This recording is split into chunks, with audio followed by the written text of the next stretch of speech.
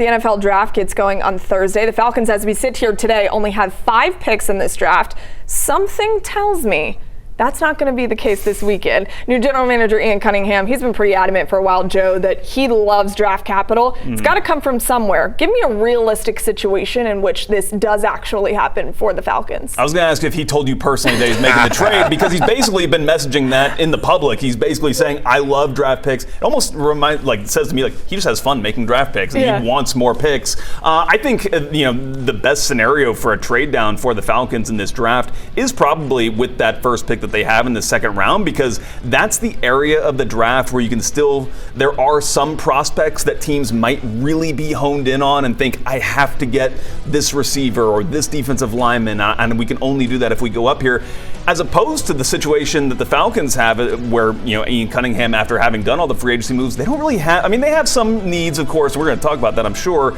but they're not really pressed to have to have this particular thing. And so I think they're better positioned to kind of be able to choose some different options during the draft where other teams might not, and that could be a situation that provides value in terms of draft. They are thin everywhere. Yeah, they are. They need help across the board. They need D-line. They need linebackers. You can use cornerbacks. Who's the second wide receiver? We do have Brian Robinson Jr. for now, but what do we want to do with the totality of the running back room and special teams? So, if he trades back, I don't think anybody is going to be upset about that. You don't have a day one pick anyway, so we're going to have to wait and see what he does. And then next year really is when he really gets a full draft and more money to spend with his salary cap clearing up a little bit. So I would not be surprised at all if Ian Cunningham, with whatever he wants to, trades back in the NFL draft just to put some meat on the bones of the roster. Yeah, you talk about draft needs. I was going to say, Joe, we're not talking about draft needs because we don't have time for that because the Falcons do, to Hometeam's point, need a lot of different things,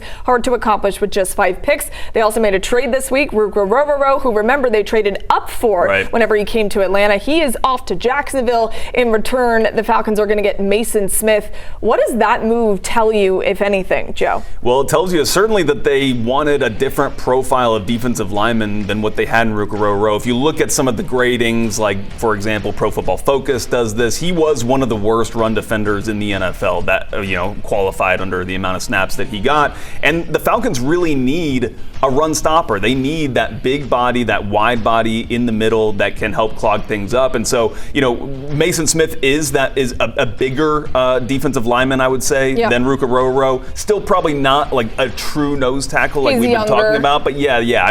They're both young prospects. It's one of the reasons why the trade is a little confusing, because they're basically just swapping second round picks that they made in the same draft. So it's a little unusual from that perspective, but I think it's mainly about just the type of defensive lineman that they're really looking for to shore up their roster. Yeah, the Falcons' run defense was terrible. Go ahead. Yeah, I think they just liked the look better. And Rook had a chance when Grady Jarrett left last year, was his chance to show, like some of the other young players, he could certainly anchor himself as a starter, and it doesn't look like on film Ian Cunningham liked what he saw, so he made a move. Yeah, sometimes this happens. I saw one tweet that said, your project for my project, which essentially that's kind of what their position is at this point. So we'll see if they can get something out of Mason, or if they draft a defensive lineman. They potentially will. I don't know that they will now. What do you think the fair expectations are for Ian Cunningham in this draft, Home Team?